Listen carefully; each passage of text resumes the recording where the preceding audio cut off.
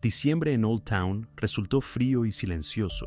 La nieve yacía en capas, las calles estaban casi desiertas y la vida en el pequeño pueblo transcurría según su horario habitual. Pero la tarde del 14 de diciembre, la central de emergencias recibió una llamada, una queja doméstica común.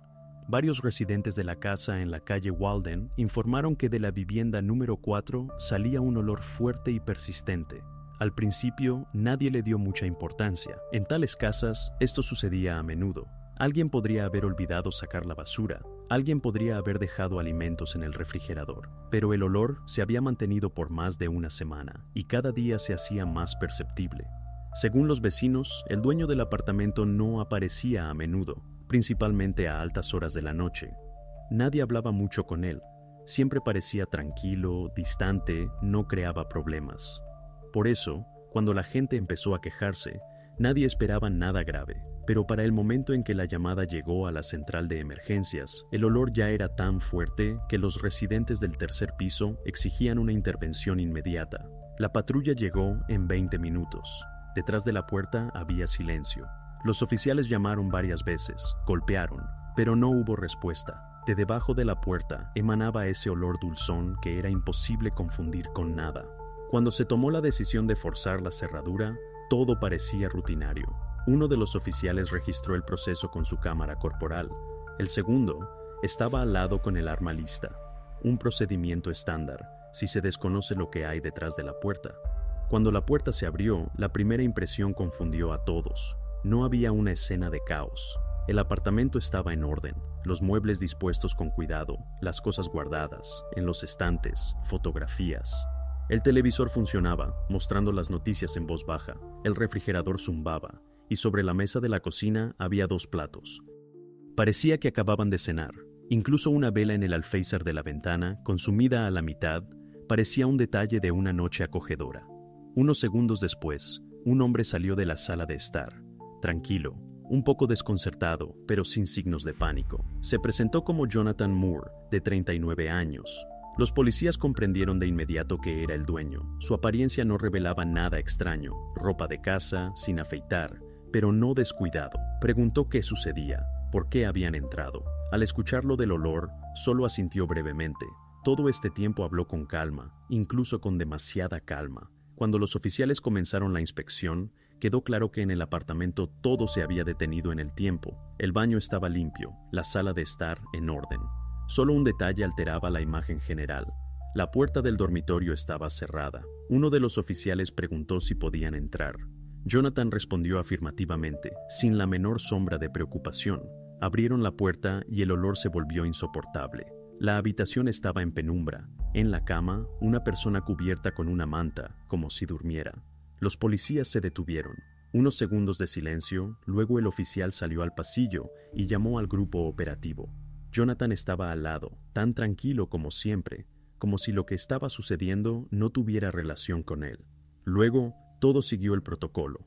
La habitación fue acordonada. Sobre la mesa encontraron documentos ordenados con esmero, facturas de servicios públicos pagadas recientemente. En el teléfono, un historial de pagos de la tarjeta de Sarah, la esposa de Jonathan. En el refrigerador colgaba una lista de compras, escrita por su mano. Todo indicaba que la vida en este apartamento se había detenido hacía 8 meses, pero Jonathan seguía viviéndola como si nada hubiera cambiado. Los vecinos dirían más tarde que oían el televisor casi todas las noches. A veces, el sonido de pasos, a veces, voces. Pero nadie sospechaba que, durante todo ese tiempo, el apartamento había estado habitado, en realidad, por el silencio. Jonathan fue detenido, no opuso resistencia. A las preguntas respondió con sencillez, sin dudar. Dijo que no quería que ella se fuera. Los forenses comenzaron a trabajar en el lugar. Debían establecer cuándo exactamente Sarah dejó de salir de la habitación y por qué. Así comenzó una investigación que rápidamente dejó de ser un caso común de tragedia doméstica. Pronto la policía comprendería. La historia de Jonathan Moore no era solo un caso de soledad. Era algo mucho más complejo, en el que las fronteras habituales entre el amor, la pérdida y la locura se habían desdibujado casi por completo. Después de la inspección inicial y el interrogatorio a Jonathan, los investigadores comenzaron a desglosar la vida de la familia Moore. Los primeros elementos fueron los archivos. registros de trabajo, cuentas bancarias, contactos personales. Jonathan figuraba como administrador de sistemas en una pequeña empresa en Bangor. Según sus colegas, era puntual, tranquilo, sin conflictos. Una persona de la que no se recuerda después del trabajo porque no hay nada que recordar. Siempre llegaba a tiempo, nunca se quejaba ni hablaba de su vida personal. Se fue de vacaciones 6 meses antes del incidente, explicando que era por cansancio y asuntos familiares. Después de eso, no regresó al trabajo, pero la baja fue tramitada oficialmente, con una solicitud. Todo parecía impecable, formal y legal. Sara trabajaba como bibliotecaria en la biblioteca municipal de Old Town. Quienes la trataban la describían como una mujer tranquila y atenta, que evitaba hablar de su vida privada. En el trabajo la respetaban, pero la conocían poco. Cuando dejó de asistir a sus turnos, la dirección decidió que había tomado una baja por motivos de salud. De hecho, había una solicitud en el Departamento de Recursos Humanos, escrita con una letra pulcra y uniforme. Nadie tuvo dudas. Nadie llamó a su casa. Los vecinos hablaban de ellos de la misma manera, tranquilos, educados, casi imperceptibles. Una pareja que vivía sin grandes discusiones, sin visitas y sin participar en la vida del edificio. Nunca hubo llamadas a la policía, ni quejas por ruidos. Entraban y salían juntos. Por la noche corrían las cortinas y vivían su vida tranquila. A primera vista, una pareja de clase media ideal. Pero en esa perfección ya se percibía una extrañeza. No tenían amigos. Las llamadas telefónicas eran solo de trabajo, mensajes esporádicos a familiares. Ni redes sociales, ni fotos de los últimos años. Su existencia parecía cuidadosamente empaquetada, como si estuviera aislada del mundo exterior. Incluso los parientes recordaban que Jonathan y Sara rara vez visitaban, alegando ocupaciones o problemas de salud. No era un comportamiento secreto, sino una desaparición voluntaria de la vida social. Cuando la policía revisó sus finanzas, la imagen siguió siendo igual de tranquila, sin deudas, créditos o grandes transferencias. El pago de las facturas era regular, todo se hacía con una sola tarjeta, sin gastos repentinos, sin signos de crisis. Incluso los alimentos se compraban según una lista, casi siempre la misma: leche, pan, café, conservas. Todo rutinario, predecible. El análisis de los registros telefónicos tampoco arrojó nada. Las últimas llamadas eran un par de conversaciones con colegas de Jonathan, luego solo notificaciones breves del banco y correos masivos. En la computadora de casa, películas, fotos antiguas, archivos normales, nada sospechoso. El psicólogo, invitado a asesorar la investigación, diría más tarde que esto es un cuadro típico de vida en aislamiento, cuando las personas crean su propio mundo, desconectado de la realidad externa. En esta etapa, la investigación no tenía ninguna versión obvia. No había motivos, no había enemigos, ni siquiera conflictos. Todo lo que se logró recopilar apuntaba a una existencia tranquila y sin sobresaltos, y fue precisamente en esta calma donde se ocultaba la anomalía principal. Una pareja que había vivido pacíficamente durante décadas desaparece de la vida social de repente, y meses después la policía descubre que su hogar normal había dejado de estar vivo desde hacía mucho tiempo. Para los investigadores, esta fue la primera conclusión importante. La causa de la tragedia no podía ser externa. Todo lo que sucedió nació desde dentro, en la mente de personas que durante mucho tiempo vivieron lado a lado, pero que, quizás, habían dejado de verse. Esta conclusión llevó la investigación más allá, al momento en que el mundo habitual y tranquilo de Jonathan y Sara comenzó a resquebrajarse desde el interior. Después de la detención de Jonathan, la investigación comenzó a reconstruir la cronología de los hechos. ¿Cuándo empezó todo y en qué momento Sara dejó de aparecer en público? El primer paso fue contactar con la biblioteca donde había trabajado durante los últimos 5 años. Los colegas recordaban que a principios de primavera, Sara se quejaba de cansancio. Parecía agotada. A menudo se quedaba después del turno, pero a pesar de ello, se mantenía serena. La última vez que la vieron fue el 5 de abril de 2021. Era un turno de trabajo normal. Se despidió de todos, dijo que se tomaba una baja por enfermedad. Desde ese momento, ninguno de los empleados volvió a verla. 2 días después, llegó un correo electrónico a la biblioteca. Corto, educado, escrito a nombre de Sara. Pedía una prórroga de la baja por enfermedad por tiempo indefinido, aludiendo a la necesidad de recuperarse. El correo parecía normal, sin errores, a su estilo. La jefa de departamento confirmó que el correo procedía de su dirección personal, por lo que nadie dudó. En ese momento, la pandemia todavía afectaba el funcionamiento de las instituciones y las bajas prolongadas por enfermedad ya no sorprendían a nadie. Así pasaron semanas, luego meses. El salario seguía ingresando en su cuenta, las facturas de servicios públicos se pagaban puntualmente. Todo parecía absolutamente normal, si se miraba desde fuera. Cuando los investigadores cotejaron las fechas, quedó claro. Fue en ese periodo cuando ella desapareció. El 5 de abril fue el último día que alguien vio a Sara con vida. Después de eso, su existencia se limitó a rastros electrónicos, un correo, pagos, compras. Pero todas estas acciones podrían haberse realizado sin su participación. Y ahora la investigación tenía que averiguar quién las estaba llevando a cabo. Paralelamente, el forense realizaba una inspección en el apartamento. El estado de la habitación donde encontraron a Sara indicaba que había pasado mucho tiempo. La humedad, la temperatura y la falta de acceso de aire hicieron que el proceso de determinación exacta de la fecha fuera extremadamente difícil. El experto solo indicó un periodo aproximado, muchos meses. Esto significaba que había fallecido aproximadamente en primavera o principios de verano, y esta formulación coincidió con la fecha de su última salida al trabajo. Este momento se convirtió en la primera coincidencia clave. La última vez que se vio a Sara con vida fue a principios de abril, y ya en diciembre la policía encontró lo que quedaba de su presencia. 8 meses fue el tiempo que Jonathan siguió viviendo en el apartamento como si nada hubiera pasado. Pagaba las facturas, iba a la tienda, regresaba a casa y encendía el televisor. La policía cotejó todos los datos: transacciones bancarias, actividad en internet, registros de teléfono móvil. Después del 5 de abril, no hubo ni una sola llamada desde su número, ni una sola conexión a la red, ni correspondencia, ni mensajes. Sin embargo, la actividad en su tarjeta bancaria se mantuvo. Se compraban alimentos, se pagaban servicios públicos, se renovaban suscripciones. Todo esto indicaba que alguien seguía usando sus finanzas. Cuando los investigadores cotejaron las fechas, el panorama quedó finalmente completo. Desde su último día de trabajo hasta su descubrimiento, habían pasado más de 8 meses. Durante este tiempo, nadie denunció su desaparición, porque formalmente ella seguía viva. Las facturas se pagaban, la vivienda se utilizaba, incluso los correos electrónicos llegaban regularmente. Así, la investigación se encontró por primera vez con el hecho de que la normalidad externa ocultaba 8 meses de aislamiento total. Ahora tenían la tarea principal: establecer qué sucedió exactamente el día en que Sara cerró por última vez la puerta de la biblioteca.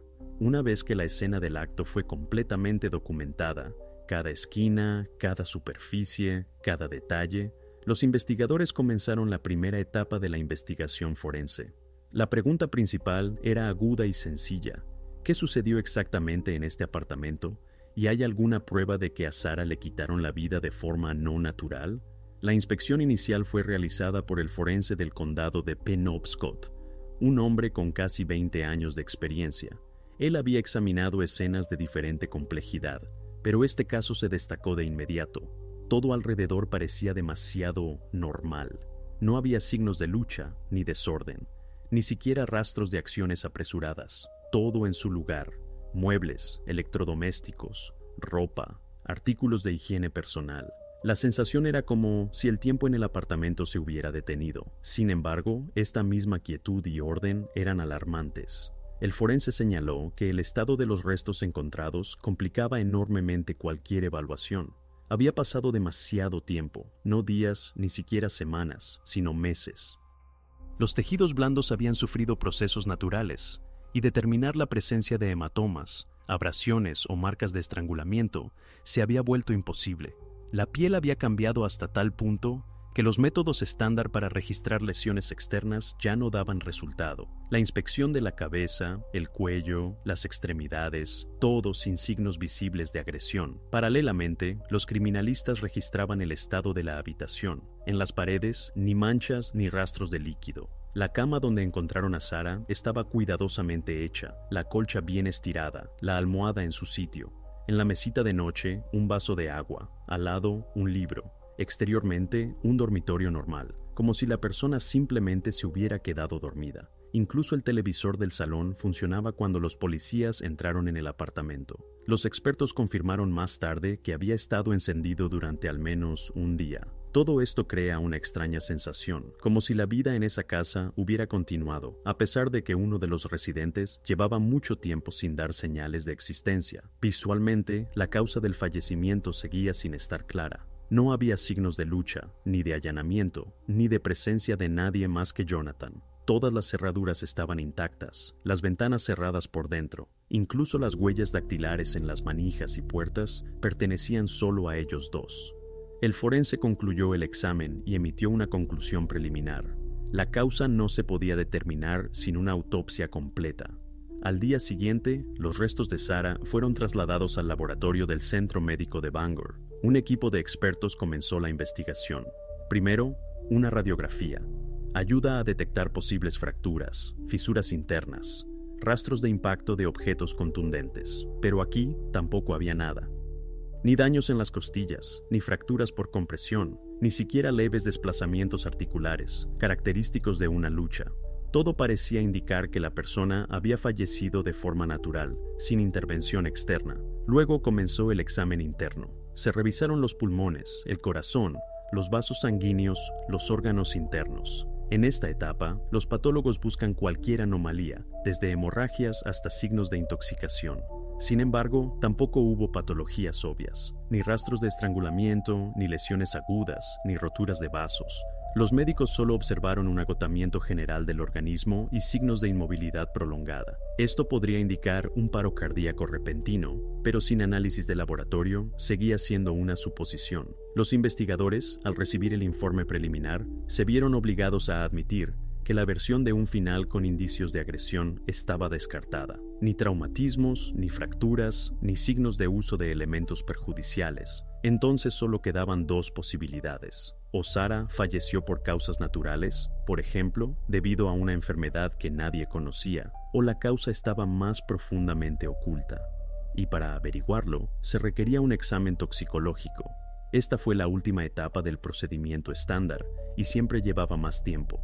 Se tomaron muestras de tejidos y cabello para analizar toxinas, sustancias nocivas, medicamentos y alcohol. En el laboratorio debían determinar si el organismo contenía alguna sustancia que pudiera haber causado pérdida de conciencia, paro respiratorio o arritmia cardíaca.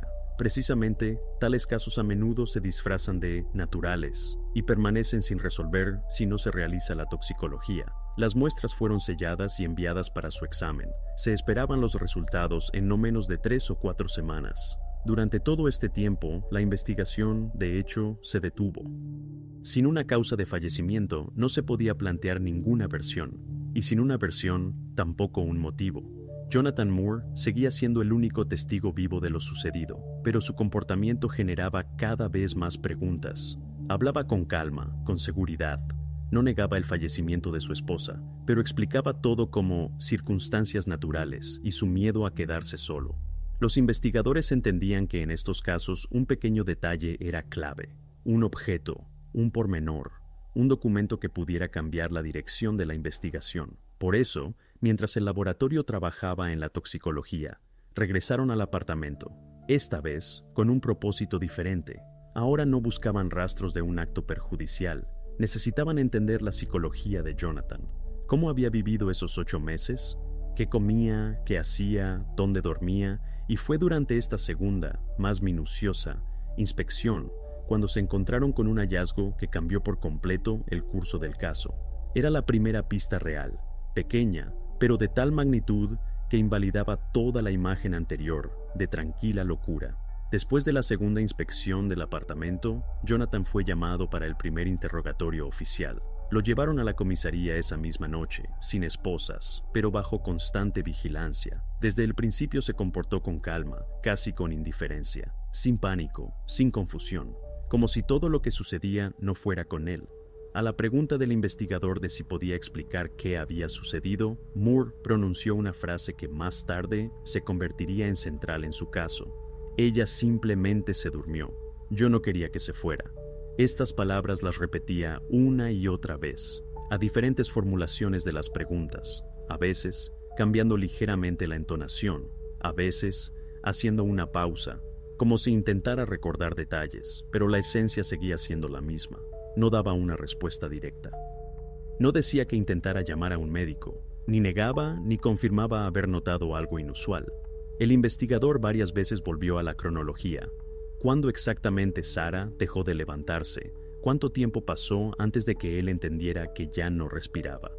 Pero Moore parecía no escuchar esas preguntas. No negaba haber vivido solo en el apartamento. No ocultaba que seguía usando su tarjeta bancaria. Preparaba comida para dos, encendía el televisor y hablaba con ella. Solo lo decía como si no hubiera nada extraño en ello. Para los investigadores, su estado parecía confuso. Por un lado, el comportamiento indicaba claras desviaciones psicológicas. Por otro lado, no había razones para considerarlo inimputable. Respondía a las preguntas con lógica, hablaba con calma, sin agresividad. Recordaba con precisión las fechas y la secuencia de los eventos.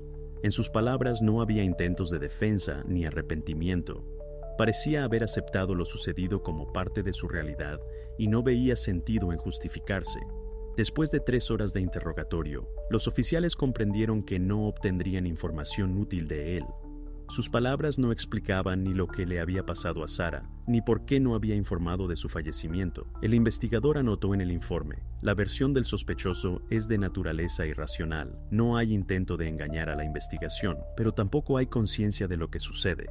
Al día siguiente, la policía consultó con el fiscal del distrito. Era un paso obligatorio para determinar la calificación legal de sus acciones. Formalmente, no había pruebas de delito, ni signos de agresión, ni testigos, ni siquiera una causa del fallecimiento. La autopsia continuaba. La toxicología aún no había dado resultados. En tales condiciones, era imposible presentar una acusación de privación de vida intencional. Sin embargo, Moore no podía quedar en libertad. La fiscalía encontró una formulación legal que permitió su detención. Se le acusó de cargos relacionados con la ocultación de un fallecimiento y el trato irrespetuoso de restos humanos. Eran artículos técnicos, provisionales, que permitían aislar a la persona hasta obtener el dictamen médico. La formulación sonaba suave, pero la esencia seguía siendo dura. Había ocultado el fallecimiento de su esposa durante 8 meses. En la audiencia judicial, el fiscal solicitó la prisión sin derecho a fianza. La defensa intentó insistir en que Jonathan no representaba una amenaza para la sociedad. No había intentado fugarse y colaboraba con la investigación, pero el juez, tras examinar los materiales del caso, reconoció la situación como excepcional por su naturaleza.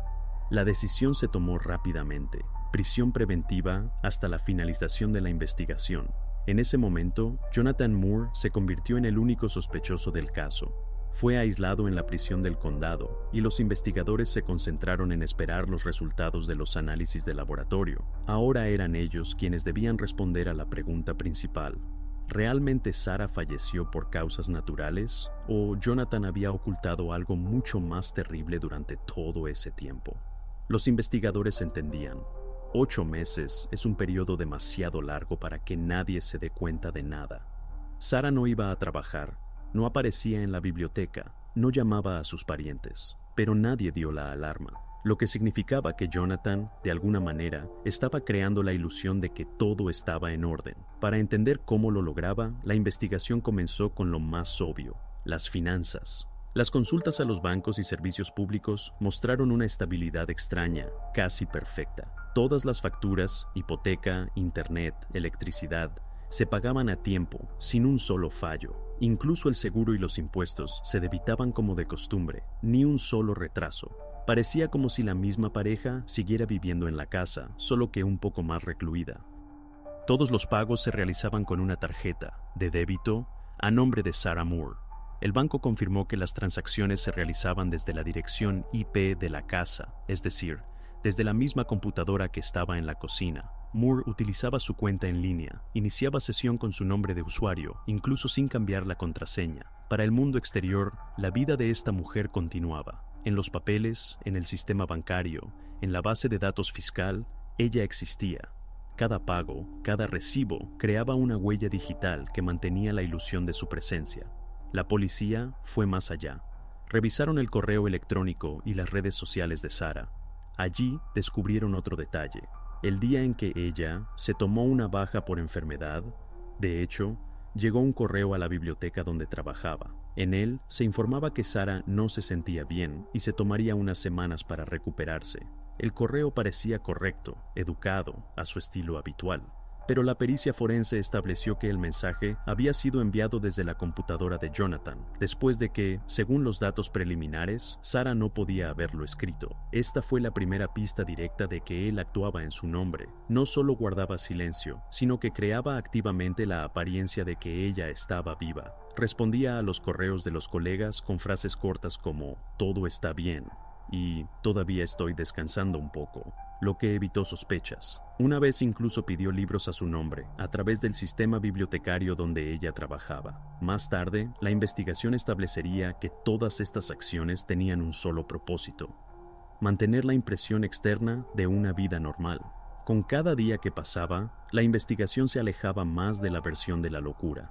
Lo que al principio parecía una consecuencia de un trastorno mental, comenzó a adquirir características de un comportamiento consistente y racional. Jonathan no solo vivía junto a los restos de su esposa, ocultaba sistemáticamente el hecho mismo de su ausencia. Los investigadores reunieron todo lo que apuntaba a este patrón: el uso de su tarjeta bancaria, el acceso a su correo electrónico, la simulación de correspondencia, el mantenimiento del pago de facturas. Todo esto requería concentración, planificación y comprensión de las consecuencias. Así no actúan quienes han perdido el contacto con la realidad, sino quienes eligen conscientemente la mentira en lugar del reconocimiento. Poco a poco, la investigación comenzó a inclinarse hacia la idea de que no se trataba de una desafortunada historia de colapso mental, sino de un sistema de engaño cuidadosamente construido.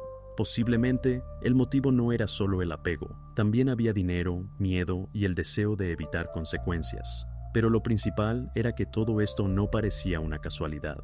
Ahora a la policía le quedaba una pregunta de la que dependía la dirección de toda la investigación. Todo lo que hacía Jonathan solo tenía sentido si realmente estaba ocultando un acto perjudicial, o, por el contrario, se enfrentaban a una persona tan desconectada de la realidad que intentaba mantener la ilusión de una vida familiar a toda costa. Luego, la investigación debía responder precisamente a esto. ¿Qué había detrás de sus acciones? Si un cálculo frío o un intento desesperado de retener lo que ya no se podía recuperar. Cuando los investigadores comenzaron a estudiar detalladamente el apartamento, quedó claro que Jonathan no solo mantenía la ilusión de una vida normal, literalmente vivía en ella como si nada hubiera cambiado. En la cocina había 2 tazas, cuidadosamente lavadas y colocadas una al lado de la otra. En el refrigerador, recipientes con comida, divididos en porciones, como si la cena se hubiera preparado para 2. En el cubo de la basura, envases vacíos de platos preparados que solían comprar juntos. En uno de los recibos, encontrado en la cesta, figuraba la fecha de mediados de agosto. En la lista de compras, 2 sándwiches, 2 yogures, 2 cafés descafeinados. Los expertos que realizaron el registro observaron que todo en este apartamento parecía como si alguien hubiera intentado congelar el ritmo de vida habitual. No añadir, no quitar. Incluso el mando del televisor estaba en el mismo lugar donde lo encontraron en la primera visita.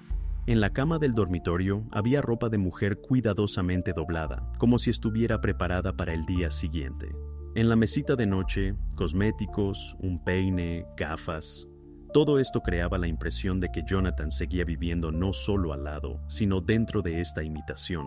Cuando los investigadores revisaron las cámaras de vigilancia del supermercado más cercano, la situación se volvió aún más extraña. Las imágenes mostraban cómo él regularmente iba a comprar alimentos. Siempre compraba 2 porciones, a veces, artículos femeninos. Los vendedores confirmaron más tarde. A menudo sonreía y respondía a preguntas como ¿cómo está la esposa?, con un breve «todo bien».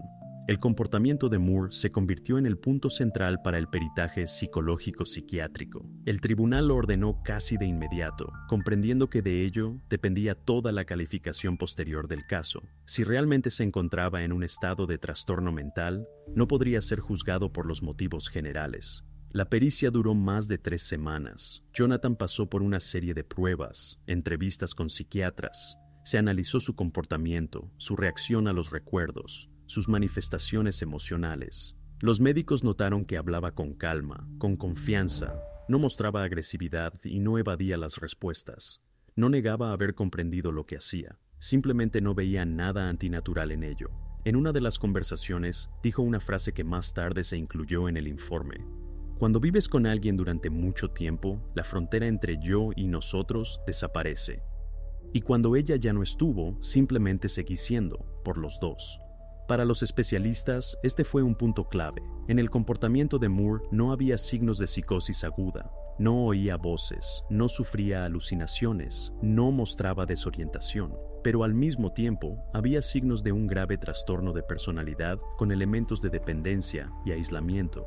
Su conciencia, por así decirlo, se quedó estancada en el momento de la pérdida, impidiéndole aceptar la realidad. Los psiquiatras lo llamaron apego patológico, cuando una persona es incapaz de separarse emocionalmente del ser querido fallecido y comienza a construir a su alrededor una vida artificial. Al mismo tiempo, un punto importante de la conclusión dejaba espacio para la fiscalía. A pesar de las distorsiones emocionales, Jonathan comprendía la naturaleza de sus acciones y podía controlar su comportamiento. Era consciente de que estaba infringiendo la ley cuando usaba la tarjeta bancaria de su esposa, enviaba cartas en su nombre y ocultaba el hecho de su fallecimiento. Es decir, legalmente seguía siendo imputable. Cuando los resultados del peritaje llegaron a la fiscalía, no quedaron dudas. Su estado podía considerarse inestable, pero no eximente de responsabilidad. No era un loco actuando bajo un delirio. Era un hombre que había tomado la decisión consciente de construir una realidad falsa y mantenerla durante 8 meses. Esta conclusión fue un punto de inflexión. Ahora la investigación sabía que no se enfrentaban a una persona enferma y desconectada del mundo, sino a alguien que había tomado la decisión consciente de vivir en una versión ficticia de los acontecimientos. Y si lo hacía con tanta coherencia, significaba que tenía un motivo, el que los investigadores ahora estaban obligados a encontrar. La siguiente etapa de la investigación debía revelar si estaba encubriendo una tragedia o escondiendo cuidadosamente las huellas de un acto perjudicial. El informe del laboratorio llegó un mes después de que se enviaran las muestras para el análisis. Este documento era esperado por todos, los investigadores, el fiscal e incluso el abogado de Jonathan. De él dependía la dirección que tomaría el caso. Cuando abrieron el sobre, las primeras líneas del informe parecían casi decepcionantes. Los forenses confirmaron. No se encontraron signos externos que indicaran una causa de fallecimiento con agresión, ni fracturas, ni hematomas, ni rastros de estrangulamiento. Todo lo que se podía ver en la superficie ya había sido borrado por el tiempo. Esto parecía un callejón sin salida. Si no hay lesiones, no hay lucha, no hay rastros. Entonces, desde el punto de vista legal, probar un acto perjudicial es casi imposible. Los investigadores ya se estaban preparando para la idea de que la historia podría terminar sin una conclusión específica. Pero la segunda parte del informe cambió completamente el panorama. En la sección donde generalmente se encuentran los datos químicos secos, aparecía una palabra que inmediatamente llamó la atención: barbitúricos. El laboratorio registró una alta concentración de la sustancia sedante en los tejidos de Sarah Moore, tan alta que los médicos ni siquiera dejaron espacio para dudas. Era una dosis letal. Poco después, el forense emitió una conclusión oficial. La causa del fallecimiento fue una intoxicación aguda por barbitúricos. Para la investigación, este fue el eslabón que faltaba para comprender la mecánica de lo sucedido. Ahora todo encajaba de otra manera. Ese silencio en el que ella supuestamente se durmió y no despertó dejó de ser una metáfora. Los barbitúricos no son un medicamento que se toma accidentalmente. Es un potente depresor del sistema nervioso central, recetado estrictamente bajo prescripción médica. Ni en el botiquín ni en los documentos médicos de Sarah había menciones de tales fármacos. En cambio, los investigadores encontraron un paquete con restos de pastillas en el armario de la cocina, cuidadosamente escondido detrás de un frasco de cereales. La caja no tenía etiqueta, se la habían quitado. El análisis mostró que la composición coincidía con la sustancia encontrada en su organismo. No se pudo establecer de inmediato de dónde exactamente llegó el medicamento a la casa. En los recibos de la farmacia no figuraba nada similar. Esto significaba una cosa: las pastillas podrían haber sido ordenadas en línea o compradas ilegalmente. En el momento en que los resultados llegaron a la fiscalía, el caso cambió de estatus definitivamente. Ahora no se trataba de hallazgo de una persona fallecida, sino de una privación de vida intencional con uso de sustancias tóxicas. El fiscal revisó personalmente el informe y dio la orden de recalificar la acusación. Legalmente, este fue el punto de no retorno. Hasta ese momento, la defensa podría haber construido una línea sobre un trastorno mental, sobre un shock, sobre la imposibilidad de aceptar la pérdida. Pero ahora, la investigación tenía una prueba directa. Alguien le dio a Sarah una dosis letal de barbitúricos y después ocultó cuidadosamente el hecho de su fallecimiento, manteniendo la apariencia de vida. Jonathan seguía siendo la única persona con acceso a ella. Ninguno de sus conocidos había visitado la casa.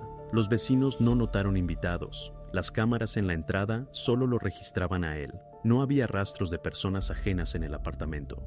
Todo indicaba que fue él quien controló lo que sucedía durante todos esos meses. Cuando el abogado examinó los materiales, intentó argumentar que ella misma podría haber tomado la sustancia, en estado de depresión, pero la investigación respondió simplemente: la dosis era varias veces superior a la norma terapéutica. Esto no era una casualidad, era un cálculo. Después de recibir el informe, el fiscal presentó una moción al tribunal para revisar la acusación. La formulación sonaba dura: privación de vida premeditada, de primer grado. El juez firmó la orden. Jonathan Moore se convirtió en el principal acusado en un caso que, a partir de ese momento, dejó de ser un misterio de soledad y se transformó en una historia de un acto que puso fin a una vida, oculto bajo la máscara de la devoción familiar. La investigación entró en una nueva fase. Ahora tenían que demostrar cómo lo hizo exactamente y por qué, durante 8 meses, intentó convencer a todo el mundo de que Sarah todavía estaba a su lado. Cuando los resultados del examen toxicológico se convirtieron en la base del caso, la fiscalía exigió un informe pericial detallado. El tribunal no solo necesitaba oír la palabra barbitúricos, sino comprender qué significaba ese término en cifras y hechos. Para ello, se invitó al toxicólogo jefe del estado, un especialista con más de 20 años de experiencia, una persona que lo sabía todo sobre este tipo de fármacos. Él debía explicar a los jurados si Sarah Moore pudo haber tomado una dosis así por sí misma, o si era imposible. El experto comenzó con algo simple. Mostró una tabla. En la práctica médica, los barbitúricos se recetan en microdosis, dentro de límites que garantizan el sueño, pero no representan una amenaza. La concentración de la sustancia encontrada en sus tejidos excedía la norma al menos en 5 y, según algunos cálculos, en 7 veces. Para una persona no acostumbrada a tales medicamentos, este es un nivel en el que se produce una pérdida instantánea del conocimiento, un paro respiratorio y, como consecuencia, el fin de la existencia. En su informe, el toxicólogo enfatizó que incluso si Sarah, de alguna manera, hubiera decidido tomar estas pastillas por sí misma, físicamente no habría tenido la oportunidad de hacerlo de manera gradual. Los barbitúricos comienzan a actuar a los pocos minutos. Tomar 1 o 2 pastillas es posible, pero para alcanzar la concentración indicada en el informe, habría sido necesario ingerir todo el paquete de una vez. Además, la persona pierde la capacidad de moverse y hablar mucho antes de que la concentración alcance el punto letal. Esto descarta la versión de una sobredosis accidental y gradual.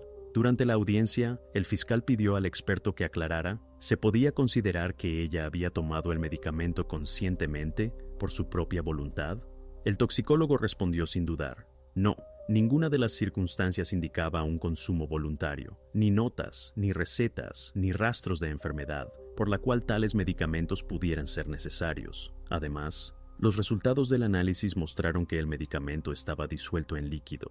Esto significa que la sustancia podría haberse mezclado en una bebida, y la persona ni siquiera habría sentido el sabor. Esta frase cambió la atmósfera en la sala. Hasta ese momento, la defensa tenía la posibilidad de alegar que Sarah podría haber actuado por sí misma, estando en depresión. Después de las palabras del experto, quedó claro que la versión de autointoxicación parecía extremadamente improbable. Sin embargo, la investigación no se apresuró a sacar una conclusión final. Formalmente, quedaban 2 posibles versiones: suicidio y una privación de vida intencional. Para descartar la primera, era necesario encontrar la fuente del medicamento. Si las pastillas realmente le pertenecían a ella, quizás a través de recetas, farmacias, pedidos electrónicos, entonces aún podría haberse asumido una decisión personal. Pero si los rastros conducían a Jonathan, entonces el caso adquiría un carácter definitivo. Los investigadores solicitaron datos de todas las farmacias del condado. Revisaron incluso viejos pedidos en línea y expedientes médicos, donde se registraban las prescripciones. Los empleados de la fiscalía señalaron por separado: ni Sarah ni Jonathan habían comprado nunca nada parecido. Esto significaba que el medicamento había llegado a la casa por un camino indirecto. Lo más probable es que fuera a través de Internet o de conocidos. Los expertos también señalaron un detalle importante. El tipo de barbiturato encontrado había sido retirado hace tiempo de la producción legal en Estados Unidos. Solo se podía adquirir en el mercado negro o en farmacias de otros países, donde aún se utiliza en la práctica médica. Esto abría una nueva línea de investigación: la búsqueda del proveedor y la cadena de compra. Ahora la investigación se enfrentaba al último y más importante paso. Tenían que demostrar quién consiguió exactamente el medicamento y cómo llegó a la bebida de Sarah. La respuesta a esta pregunta debía determinar finalmente si se trató de una decisión desesperada de la mujer o de un acto fríamente planificado por su marido. La investigación entraba en su fase más compleja, la fase en que cada detalle podía decidir el destino de Jonathan Moore. Los investigadores comenzaron por el paso más lógico: verificar la versión del autoenvenenamiento. Si Sarah realmente pudo haber tomado el medicamento por sí misma, en algún lugar debía quedar constancia de cómo llegó a sus manos. Revisaron todos los documentos médicos de los últimos años: expedientes electrónicos, extractos, informes de seguros. Interrogaron al terapeuta que la atendía. Verificaron cada farmacia del condado, desde las grandes cadenas hasta las pequeñas tiendas privadas, donde a veces aún se escriben recetas a mano. El trabajo fue metódico, casi mecánico. Los empleados del Departamento de Salud Pública se sumaron a la solicitud, cotejando la base de datos estatal de prescripciones, pero la respuesta fue la misma: ni una sola receta, ni una sola compra, ni siquiera una consulta por un medicamento similar. Ni a nombre de Sarah Moore, ni a la dirección de su residencia, ni a su tarjeta de seguro. Todo indicaba que ella nunca había tenido acceso a sustancias de esta categoría. El fiscal señaló en el informe: la ausencia de una receta no es solo una formalidad. En el caso de los barbitúricos, es un punto clave. Sin una prescripción médica, tales medicamentos no pueden comprarse en ninguna farmacia legal. Y si a Sarah nadie se los recetó, significa que no pudo obtenerlos. Esto casi destruía por completo la versión del autoenvenenamiento. La investigación se centró en Jonathan. En una casa donde solo vivían 2 personas, cualquier cosa, cualquier paquete de medicamentos, tiene un dueño. Y si no era ella, entonces era él. Los detectives comenzaron a revisar los registros médicos del propio Jonathan, sin esperar encontrar nada serio, pero el hallazgo resultó ser más que importante. En los archivos se encontró un registro del 12 de marzo de 2021, 3 semanas antes de la fecha en que Sarah supuestamente se tomó una baja por enfermedad. Jonathan había consultado a un médico de cabecera, quejándose de insomnio y ansiedad. El médico, sin sospechar nada, le recetó un potente somnífero, perteneciente al mismo grupo químico que la sustancia encontrada en el organismo de Sarah. Cuando los investigadores obtuvieron esta información, el caso adquirió una nueva claridad. Ahora existía una conexión directa entre el sospechoso y el medicamento que causó el fallecimiento de su esposa. El registro en el historial médico, la fecha coincidente con el inicio del presunto acto perjudicial y la sustancia, completamente idéntica en composición a la encontrada, era, de hecho, una cadena construida paso a paso. Los detectives fueron a ver al médico que le había extendido la receta. Fue llamado a declarar para aclarar los detalles de la visita. El médico se mostró tranquilo, seguro y con buena memoria para los pacientes. Recordó a Moore de inmediato. Según sus palabras, llegó ordenado, educado, un poco reservado. Dijo que llevaba varias semanas sin dormir, debido a un periodo de estrés en el trabajo, que sentía ansiedad y cansancio constantes. Por todos los indicios, realmente podría haber sido un caso de agotamiento nervioso. El médico notó que el paciente parecía excesivamente sereno, como si se esforzara demasiado en dar la impresión de ser una persona que tiene el control. Pero en ese momento no le causó sospechas. El estrés y el insomnio eran algo común. Le recetó un tratamiento corto, una cantidad mínima de pastillas para recuperar el sueño.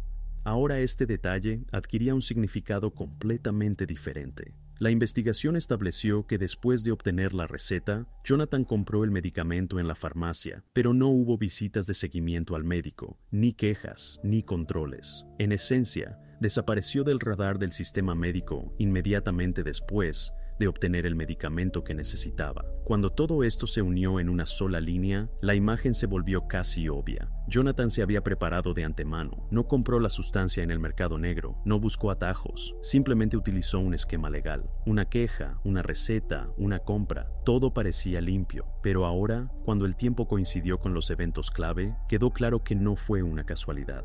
Fue un paso dado con intención.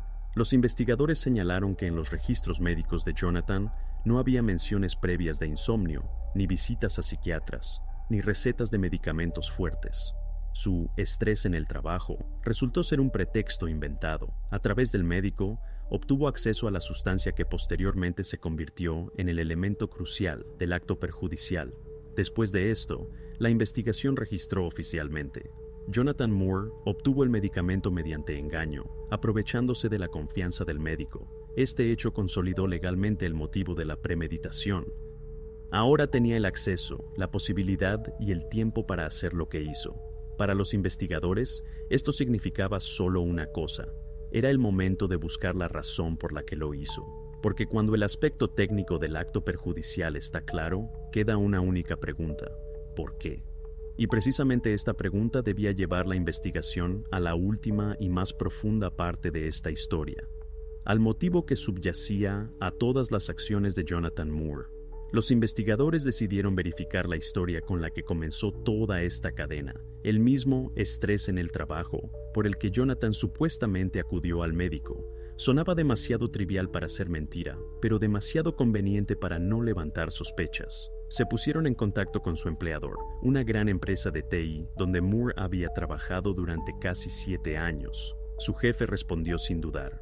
Jonathan era uno de los empleados más estables, siempre puntual, sin una sola amonestación, sin conflictos. No bebía, no llegaba tarde, no discutía con sus colegas. Además, un mes antes de que se le extendiera la receta, había recibido una bonificación por la finalización exitosa de un proyecto. No había signos de agotamiento emocional de los que había hablado al médico. En el Departamento de Recursos Humanos mostraron una copia de un formulario interno, donde los empleados indicaban anualmente su estado psicológico.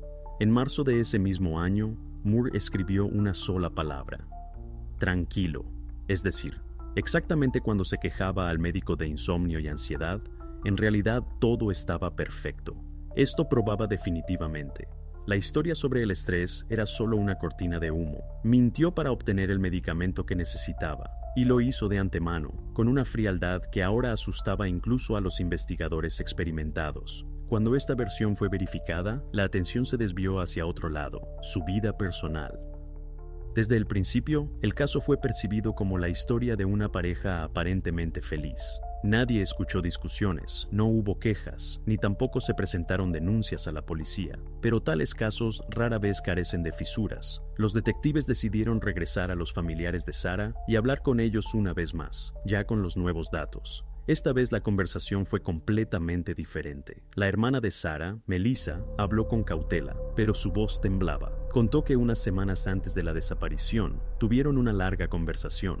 Sarah confesó que estaba cansada del control constante. Según ella, Jonathan había empezado a revisar obsesivamente dónde estaba, con quién se encontraba, qué escribía.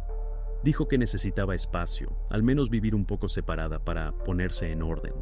Melissa entonces pensó que era una crisis normal, que los cónyuges simplemente habían discutido, pero ahora esas palabras sonaban diferentes, como el presagio de una pesadilla inminente. Los investigadores encontraron confirmación de esto en la correspondencia de Sarah. En el mensajero, que estaba sincronizado con la nube, se conservaron mensajes enviados a una amiga. Allí, ella escribía que Jonathan se había vuelto diferente. Callado, frío, pero al mismo tiempo inquebrantable. No levantaba la voz, no armaba escándalos, simplemente observaba. Siempre cerca, siempre sabía dónde estaba ella, incluso si no debía saberlo. Se quejaba de que se sentía atrapada, como si cada paso estuviera registrado. Esta información cambió la percepción de su relación. Aquel matrimonio ideal del que hablaban los vecinos resultó ser una escenografía cuidadosamente construida. En realidad, entre ellos crecía un muro invisible, su deseo de liberarse y su necesidad maniática de retenerla. Los psicólogos que asesoraron la investigación lo llamarían más tarde un estado de dependencia patológica.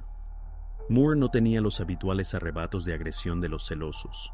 No controlaba por la fuerza, controlaba por la presencia. Literalmente vivía para estar cerca, disolviéndose en su espacio hasta la completa desaparición de los límites. Cuando los detectives cotejaron estos hechos con su mentira sobre la receta, todo encajó en una sola línea. Él sabía que ella se iba a ir. Comprendía que, si esto sucedía, se quedaría solo, y esto, según los expertos, le resultaba insoportable. Jonathan había sido diagnosticado desde la juventud con un tipo de personalidad ansiosa, una fuerte dependencia de los vínculos cercanos y un miedo obsesivo a la soledad. En términos psicológicos, un síndrome de pánico por la pérdida del objeto de apego. Melissa recordó otro detalle. En aquella última conversación, Sarah dijo una frase: «Él no puede estar solo, eso le asusta más que nada». Entonces lo dijo con compasión, no con miedo. No pensó que ese miedo pudiera volverse destructivo. Para la investigación, todo quedó claro. Su motivo no estaba relacionado con dinero, herencia o celos en el sentido habitual. No fue un arrebato de ira o un impulso. Fue el miedo a la pérdida, llevado a un extremo doloroso. No quería que ella se fuera. No podía imaginar que no estuviera a su lado, y por eso eligió un método en el que ella se quedaría para siempre, aunque no viva, pero aún a su lado. Cuando todos estos elementos se unieron en una sola línea, la investigación tuvo un perfil completo del caso: la mentira al médico, el medicamento obtenido de antemano, el control, el aislamiento y ese miedo patológico que lo empujó al límite.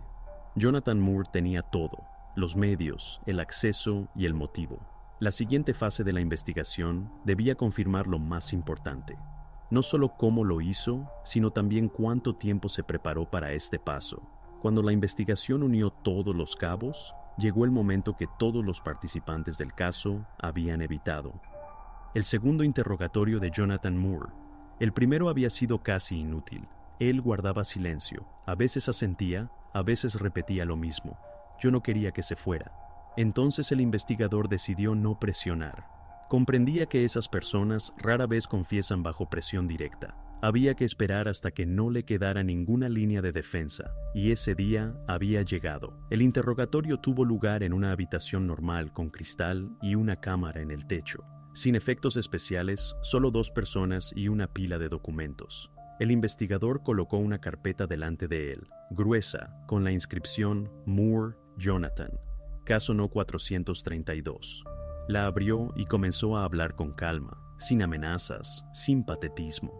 Simplemente enumeró los hechos. Primero, el informe del forense, luego los resultados del análisis toxicológico, después, los datos de la receta extendida a nombre de Moore.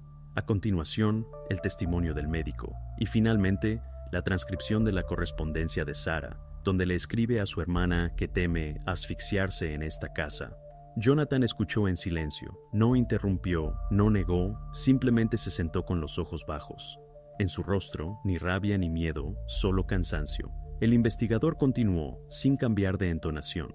Sabía que el silencio en tal situación era peor que cualquier palabra. Cuando todos los hechos fueron expuestos, dijo brevemente: «Todo esto son tus acciones. Todo lo que sucedió comenzó con tu decisión». En ese momento, Jonathan levantó la cabeza. Durante mucho tiempo, simplemente miró al investigador, como sopesando algo en su interior. Luego, por primera vez, habló. No quería que se sintiera mal, solo quería que se quedara. Esta frase se convirtió en el punto de partida de una nueva etapa.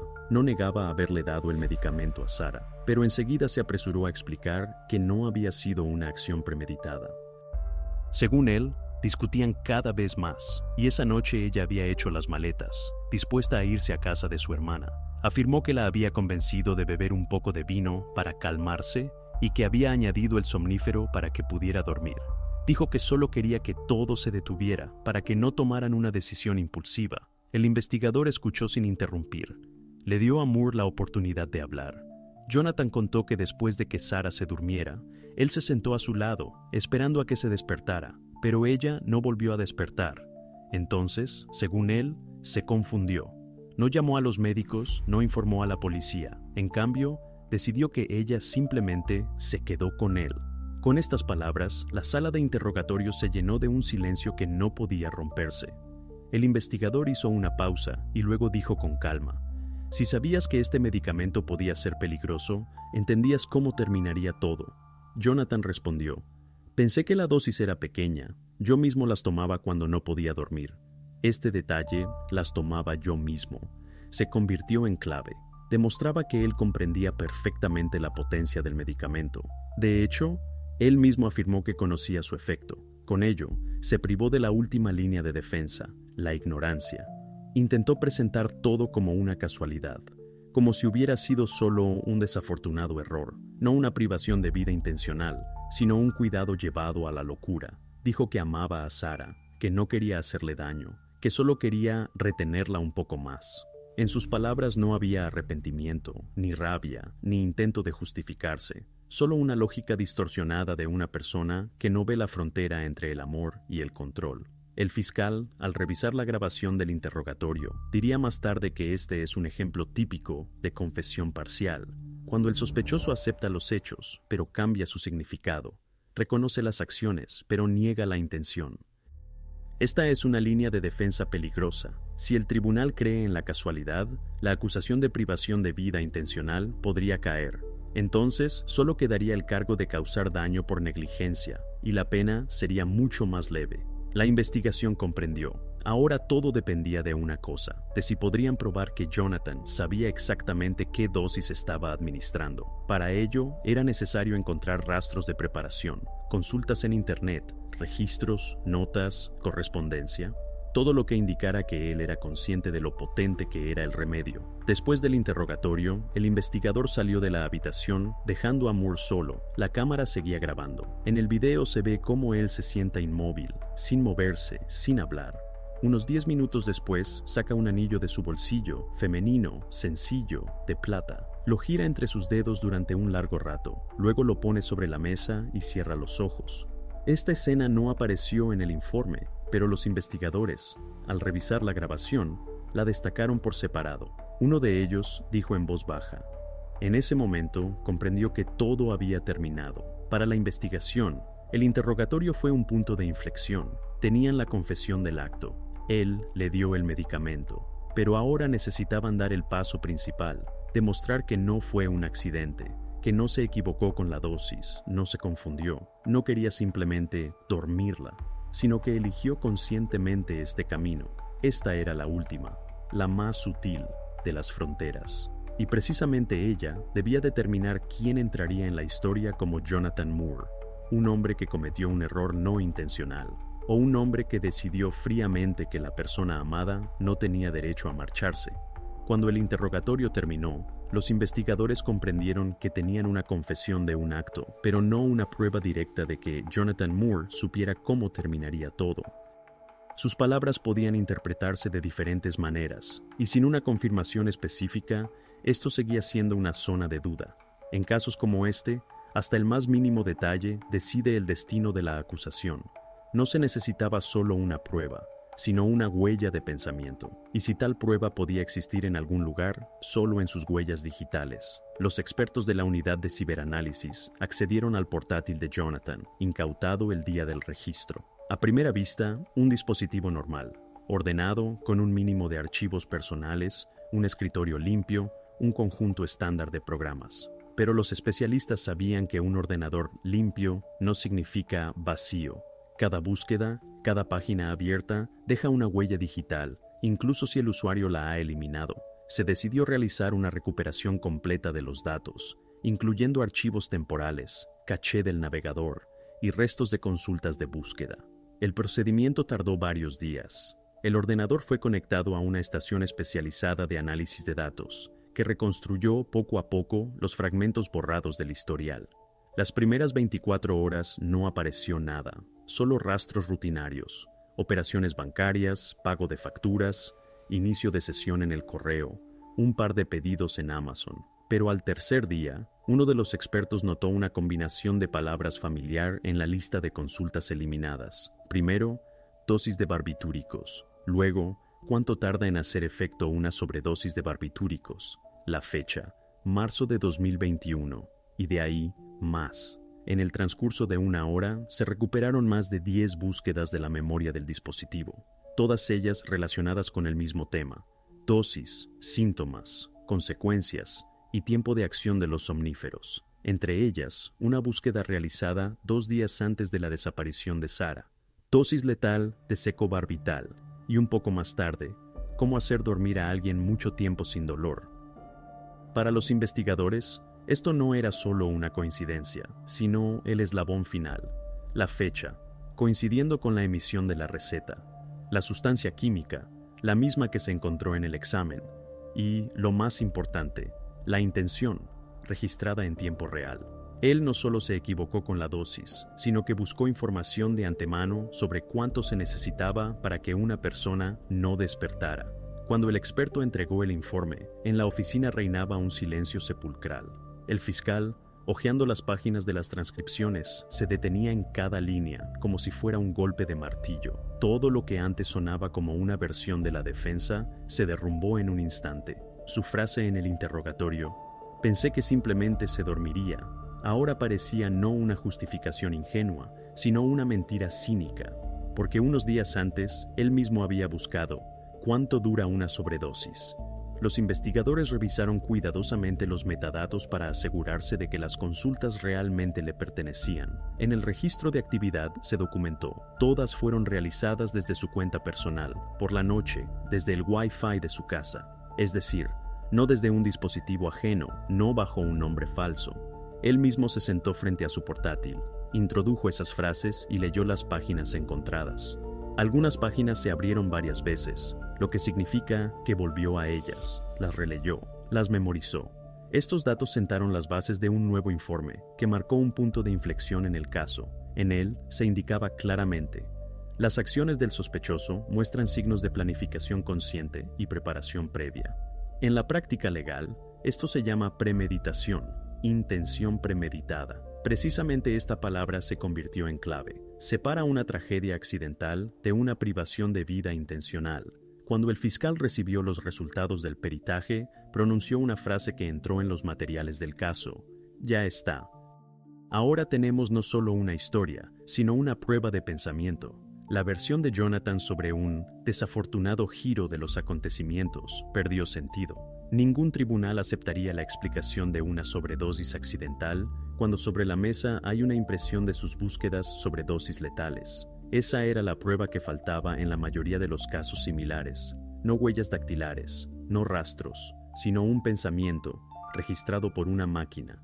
A partir de este momento, la investigación pasó de la fase de búsqueda a la de preparación para el juicio. Ahora, todo lo que le quedaba por hacer a la investigación era reconstruir la cronología de los hechos minuto a minuto para demostrar. Jonathan Moore no solo sabía lo que hacía, sino que tomó una decisión consciente, y lo hizo con frialdad, sin alterarse, sin pánico, planificando cada detalle con antelación.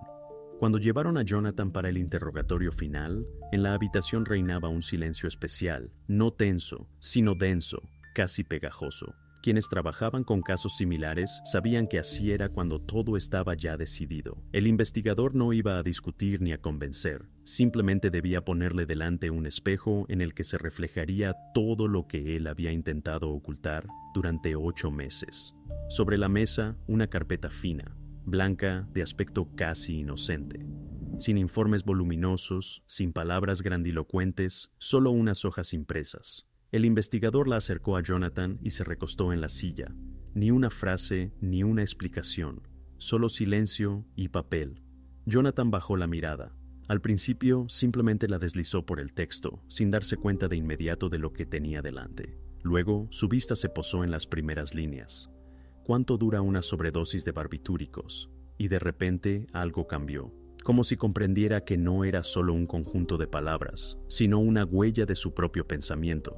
Pasó una página, luego otra. Allí estaban las fechas: de marzo, de abril.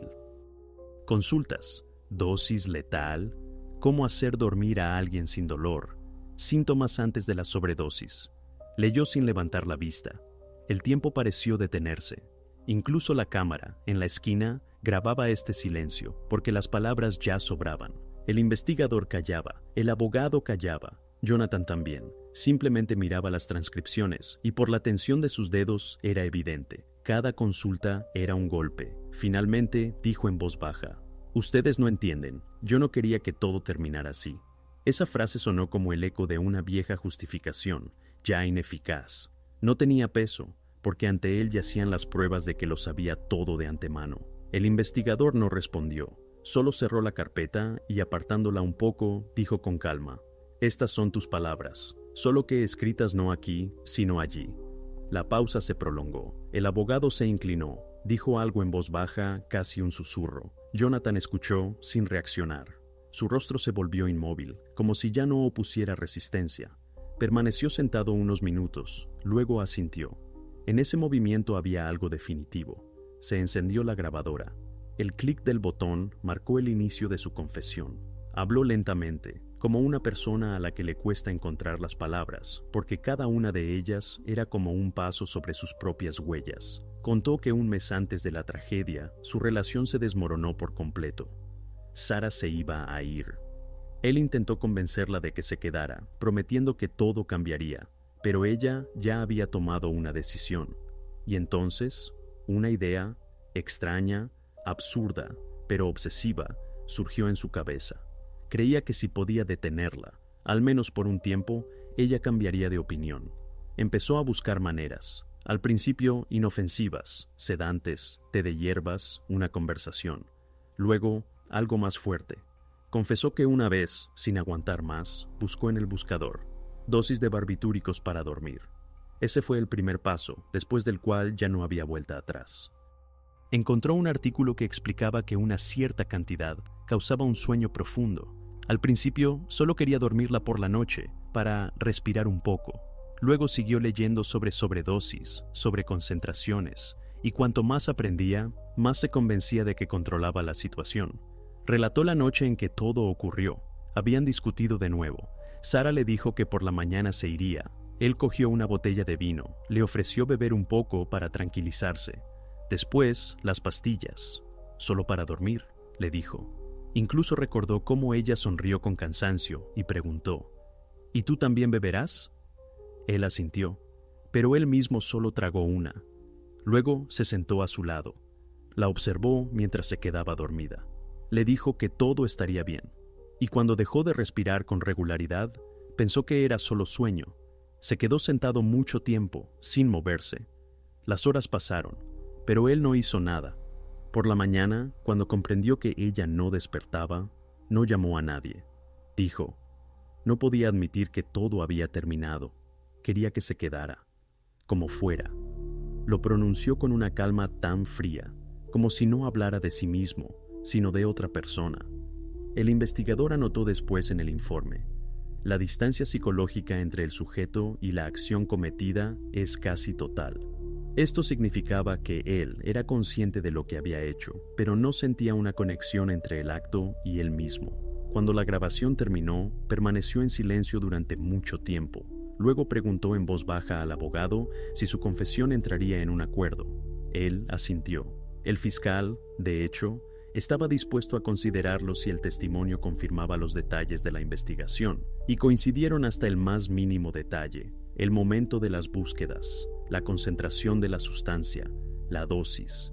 Todo encajaba, incluso los pequeños detalles. El paquete de pastillas encontrado en el armario coincidía con la descripción que él dio durante la confesión. Así terminó la parte de la investigación. Jonathan firmó el acta y por primera vez en todo el caso apareció la última página en la carpeta. Caso listo para ser presentado ante el tribunal. Para los investigadores fue el momento de la finalización. Para él, el comienzo de la cuenta regresiva. Todo lo que había intentado retener, todo lo que consideraba amor, se convirtió en prueba. Cada uno de sus intentos de salvar a Sara se convirtió en una evidencia contra él. Esa noche, cuando el investigador salía del departamento, le dijo a un colega: quería mantenerla para siempre, y la mantuvo, pero no como él pensaba. Esta frase fue el punto final en el caso de Jonathan Moore, la historia de un hombre que confundió el amor con la posesión y, al intentar retener la vida, puso fin a su existencia para siempre. Tras la confesión de Jonathan, la investigación pudo por fin reconstruir aquella noche, paso a paso, hora a hora. Todo lo que antes existía como fragmentos de pruebas y suposiciones, ahora encajaba en una imagen precisa, fría y calculada, como un guión escrito mucho antes de la tragedia. 5 de abril de 2021. Una tarde normal, aparentemente sin nada que la distinguiera de cientos de las anteriores. Sara llegó a casa alrededor de las 7, cansada, irritada después de una larga conversación con su hermana. Según los testigos, las últimas semanas a menudo discutía con ella cómo viviría sola, alquilaría un apartamento más cerca del trabajo. Jonathan, por el contrario, se comportaba con una extraña calma. Parecía haber aceptado su decisión, no discutía, no la suplicaba. Esta calma ostentosa se convirtió en la trampa. Alrededor de las 9 de la noche cenaron. En la cocina reinaba el silencio. Sara le dijo que por la mañana se iría. Simplemente recogería sus cosas y se iría a casa de su hermana. Jonathan respondió: «Bien, quizás así sea mejor. Intenta descansar de mí». Su tono era casi suave, conciliador. Incluso le ofreció prepararle un té. Para la noche, para calmarse. Sara aceptó. Parecía un gesto de reconciliación, un intento de terminar el día sin gritos. Ella no sabía que la taza que él puso delante de ella sería la última. Mientras la tetera zumbaba, sacó del botiquín un paquete de somníferos, las mismas pastillas obtenidas con receta 3 semanas antes. Trituró varias de ellas hasta convertirlas en polvo. Las vertió cuidadosamente en la taza con su té de manzanilla favorito y las mezcló para que no quedaran rastros. Lo hizo con calma, sin prisa. Conocía la dosis, sabía lo que sucedería, y lo más terrible, no intentó detenerse. Cuando Sara regresó a la cocina, todo estaba listo. Le dio las gracias, tomó la taza con ambas manos y dio el primer sorbo. Según la confesión de Jonathan, en ese momento la miró y sintió alivio. Él realmente creía que ahora simplemente detendría el tiempo. Hablaron un poco de cosas triviales, de sus planes, de la casa que ella iba a dejar. Luego ella dijo que estaba cansada y se fue al dormitorio. Jonathan se quedó en la cocina. Se sentó en completo silencio durante unos minutos. Luego se levantó, puso la taza en el fregadero y subió lentamente. En el dormitorio había una lámpara encendida. Sara ya estaba bajo las mantas, con los ojos cerrados, la respiración regular. Se sentó al borde de la cama y, como él mismo contó después, esperó a que se durmiera. Pasó una hora, luego otra. Notó que su respiración se volvió infrecuente, luego apenas audible, pero no llamó a nadie. Simplemente se quedó sentado a su lado. Por la mañana, según él, todo alrededor parecía haber muerto. En la casa reinaba un silencio que él no podía romper. Se acercó a la cama, miró a Sara y comprendió que ella ya no despertaría. Y en ese momento, algo en él pareció cambiar. En lugar de llamar a una ambulancia, fue al estudio, encendió el portátil y abrió su correo electrónico. Allí escribió un breve mensaje. «Necesito tomar una baja por enfermedad. No me siento bien». Lo envió a la dirección de su jefa y cerró el ordenador. Este fue el primer paso de su nueva y ficticia realidad. Comenzó a actuar como una persona que tiene todo bajo control. Pagó las facturas, fue a la tienda, limpió las huellas en la cocina. Ese mismo día pidió por internet varios ambientadores y desodorantes, como más tarde descubrieron los investigadores, para ocultar el olor cuando comenzaran los procesos irreversibles. Ya no vivía como un individuo que ocultaba lo hecho. Vivía como si nada hubiera pasado. Por las noches, se sentaba en la sala de estar, viendo viejas películas que a ellos les gustaban. Preparaba la cena para 2, colocaba los cubiertos, servía 2 copas de vino. Luego apagaba las luces y subía a la planta de arriba, a la misma habitación donde Sara aún yacía. Los forenses señalarían más tarde, esta etapa no es solo ocultar rastros, es una fijación psicológica, un intento de construir un mundo propio en el que no existe la pérdida. Es aquí donde comienza la espeluznante paradoja del caso Moore. Él no huía de la casa, no intentaba deshacerse de las pruebas, intentaba mantener la ilusión. Por eso su historia impactó tanto a la investigación. No había en ella la lógica habitual del acto perjudicial, beneficio, afecto, avaricia. Solo había un sentido distorsionado de apego que se transformó en una espera eterna. Cuando el fiscal terminó la reconstrucción, la sala quedó en silencio. En la pantalla, donde se mostraba la línea de tiempo, la tarde del 5 de abril estaba marcada con una línea roja, el punto de inicio de todo. Luego vino abril, mayo, junio, julio. 8 meses de silencio. Y solo en otoño, cuando los vecinos empezaron a quejarse del olor, la ilusión se desmoronó. Esta reconstrucción no fue solo el resultado de la investigación, sino la clave para comprender toda la historia. En ella se manifestó una terrible simetría. La noche en que Sarah se durmió para siempre fue el comienzo de la noche en que Jonathan vivió todos los meses restantes. La casa, donde antes resonaban risas, se transformó en un lugar donde el tiempo se detuvo. Así los investigadores pusieron el punto final en la cronología, desde el té de la tarde hasta la carta de su correo, desde el engaño hasta el silencio. 8 meses después, la realidad lo alcanzó. Y ahora, con todos los hechos reconstruidos, solo quedaba una cosa: esperar el veredicto. La audiencia judicial en el caso de Jonathan Moore comenzó a principios de noviembre. Ese día hacía un frío gélido en la calle y el edificio del Tribunal del Condado lucía especialmente sombrío, gris, como si hubiera absorbido cientos de historias ajenas. En la sala reinaba un silencio tenso cuando el alguacil abrió la puerta y sacó a Moore. Parecía envejecido. En esos meses, su rostro se había demacrado, sus hombros encorvados. Llevaba un traje gris, no un uniforme de prisión. La defensa insistió en que se presentara ante el tribunal como una persona, no como un recluso.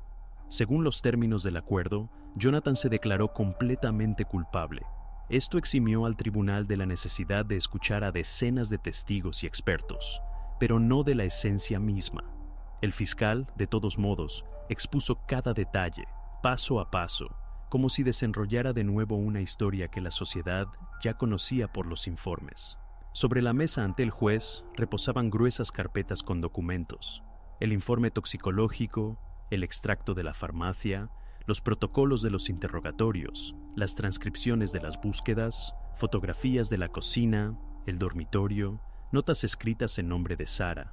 El fiscal habló con calma, sin dramatismo. No intentó manipular emociones, porque las pruebas hablaban por sí mismas. Describió cómo Jonathan se había preparado meticulosamente, cómo había estudiado las dosis de antemano, cómo había calculado el tiempo de acción del medicamento. Subrayó que, después de lo sucedido, el acusado no intentó buscar ayuda, sino que, en cambio, inició una campaña elaborada para ocultar lo ocurrido. Para cada punto de la acusación, se citaba la prueba correspondiente, de forma concisa y sin especulaciones. Cuando llegó el turno de la defensa, el abogado se levantó y habló con voz baja. No negó los hechos. Negarlos era imposible. Su estrategia era otra: no justificar, sino explicar. Habló del estado mental de Moore, de su miedo obsesivo a la soledad, de que no era un individuo frío que privó de la vida a otra persona, sino una persona cuya realidad se distorsionaba bajo la presión de las emociones. El abogado pidió al tribunal que mostrara clemencia, no por compasión, sino por comprensión de la debilidad humana. Recordó que los expertos habían diagnosticado a Moore un grave trastorno de personalidad, limítrofe con la dependencia patológica, que su acto no fue dictado por la maldad, sino por la desesperación. Él no quería poner fin a una vida, dijo el abogado. Quería detener lo que más temía, la pérdida. El fiscal respondió brevemente. En sus palabras no había ni ira ni teatralidad. Solo señaló: el trastorno no anula la conciencia. Una persona que busca información de antemano sobre dosis y plazos de acción de un veneno entiende lo que hace.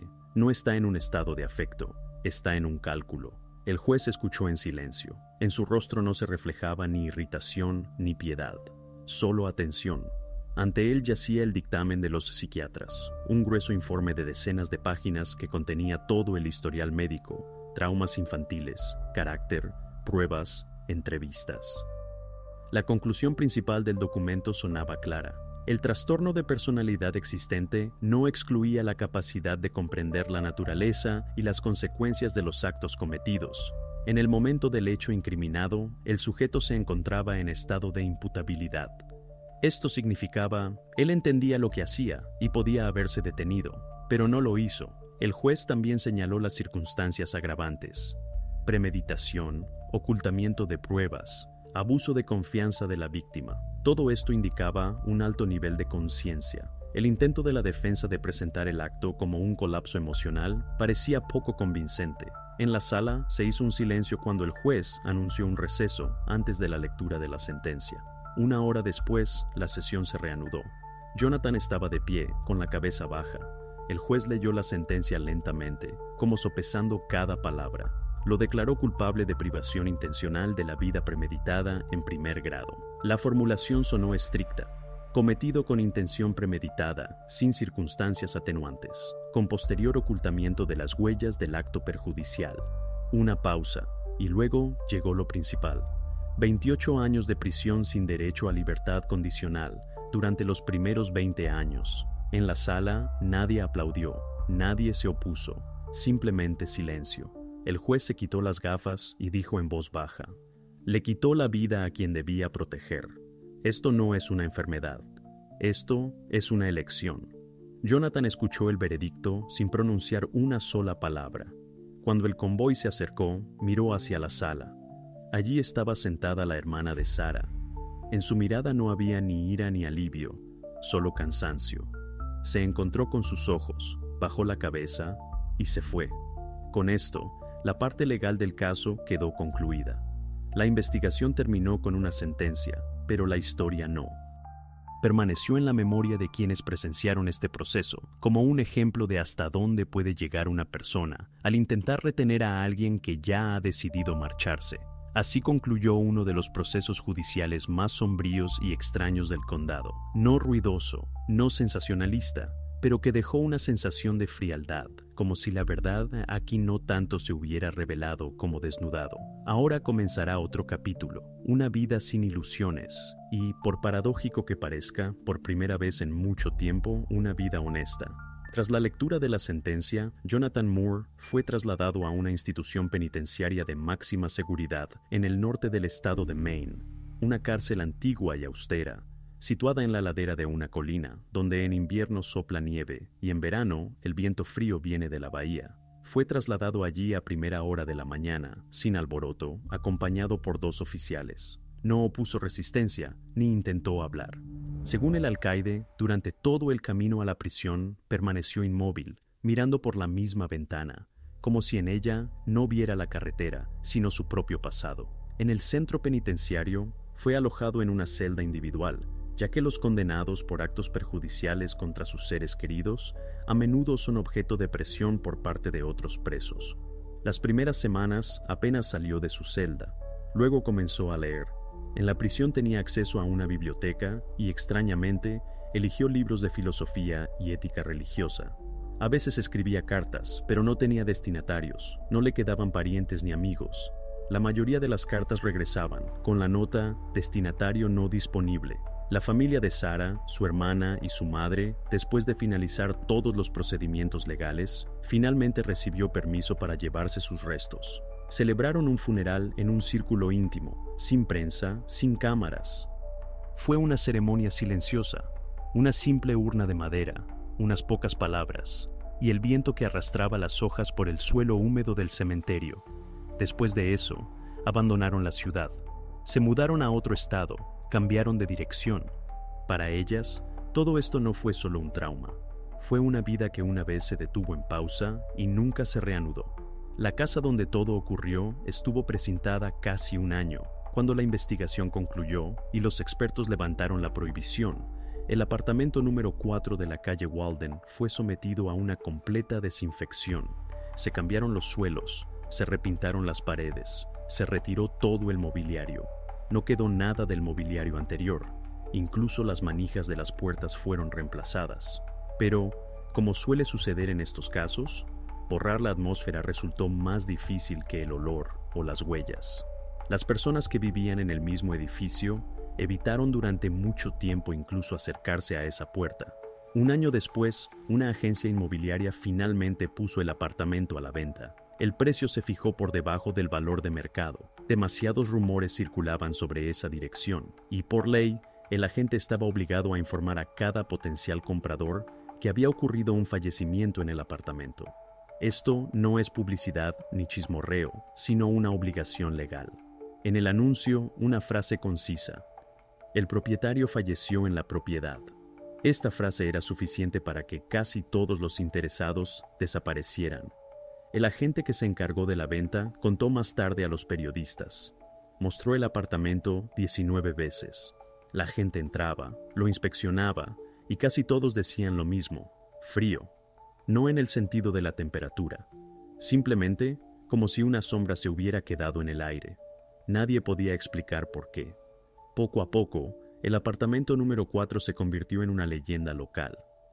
Se discutía en foros, se escribían pequeños blogs de crímenes sobre él, contando que por las noches se oían pasos o la luz se encendía sola.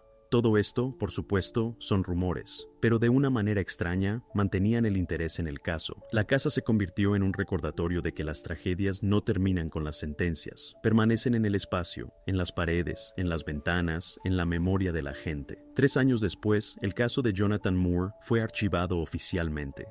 Una gruesa carpeta con lomo gris y la inscripción «Estado contra Jonathan Moore» ocupó un lugar en el estante entre cientos de otras. En la portada figuraba la nota «Cerrado, sentencia firme». Formalmente, la historia había terminado, pero para los psicólogos criminales apenas comenzaba. Empezó a ser analizado en conferencias universitarias, discutido en congresos. Los psiquiatras lo consideraban un ejemplo de un tipo especial de dependencia, cuando el amor se convierte en posesión patológica. Los investigadores, como un caso raro en el que el acto perjudicial no nacía de la ira, sino del miedo, y los profesores de derecho citaban este caso como una ilustración del límite entre el trastorno y la elección consciente. Los periodistas a veces volvían sobre este tema, especialmente en el aniversario de la sentencia. Los periódicos publicaban artículos con titulares como «El programador que quiso detener el tiempo». Algunos veían en él un individuo perturbador, otros un loco, pero al final todos llegaban a la misma conclusión. Esta es la historia de un hombre que confundió el amor con la posesión. En algún lugar, en lo más profundo de los archivos de la prisión de Maine, yace su expediente personal.